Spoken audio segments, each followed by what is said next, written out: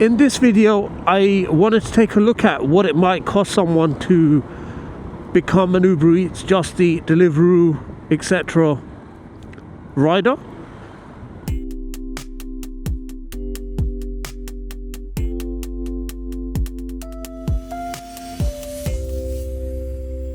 So the easiest, most probably cost-effective option is going to be you get a cycle. You sign up as a cyclist, there's no need to purchase any insurance. Might be worth looking into getting a jacket for one of those brands as well. Not only are they reflective high vis, but also makes, spotting you easier for customers and restaurants as well.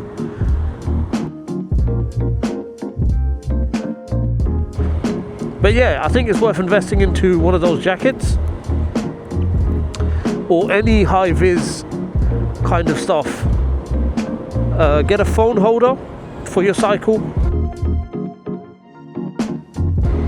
I think it's such an easy thing to overlook when you're considering this, but having it in front of you to always see not only where you're going or to get updates like that, or even potentially accept another delivery, it just makes life so much easier.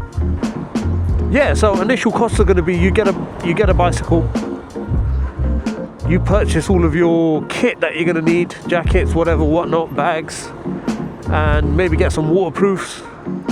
Beyond that, there's not a whole lot else. That's pretty much what you need to just sign up for Deliveroo. And then you kind of, you go through their application process. They'll ask you to do a background check with their partner Sterling or Starling. I always forget how it's pronounced. I can't remember if it's an A or an E, but yeah, those guys do. I think you now have to pay for that background check. I might be wrong, but most platforms are now charging a background check fee around £40, which is refunded to you after a certain number of deliveries. So it's actually quite worthwhile. Onboarding depends entirely on your area, honestly. There is no set timeline, deadline, or what works for someone else isn't always necessarily going to work for you. So if your mate signed up on a cycle and he got onboarded in a month or whatever, right, that does not mean you will also get onboarded that quickly. You might get onboarded even quicker, or your onboarding could take ages. Who knows? There's no real way of knowing. In general, Uber are probably the quickest to onboard because they don't have specified areas that you can work from. They kind of just have an open zone, right? So if you become a delivery rider in London, you can go online anywhere in London.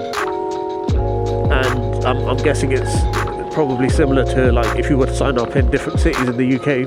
And I think that's probably a safe bet for someone who is, in the earlier 20s, they're just looking to make a bit of extra change.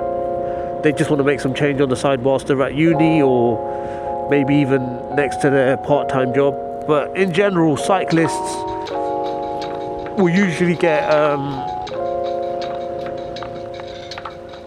deliveries that are within a couple of miles. So you might get, £3 or £4 per delivery. A bit more maybe, on a Friday you might stick around till a bit later than you might on a weekday because you've got, uni or whatever in the morning. It's probably the cheapest way to sign up and become an Uber driver. And once you're in as a cyclist, if you decide to change your vehicle later down the line, it's actually a really straightforward process. There's an area within the Uber, I think it's either the Uber website or the app itself, where you can add a new vehicle, and provided you've got the documents for that vehicle, license, insurance, etc., you can always just switch out. The next option, of course, is you've got e-bike. And I think if you were to speak to one of these e-bike riders, they'd probably tell you they enjoy doing it on the e-bike. It's easier for them because there's so much ease of access on a cycle when you can get to places. Parking isn't a hassle, and stuff like that. So I think compared to a cycle, which, let's be honest, unless you're in the best sort of shape of your life, you're going to struggle on a cycle right after maybe a couple of hours. How long are you really going to be pedaling for before you get tired? And you might be working in an area where it's super hilly, so flipping heck, you're going to be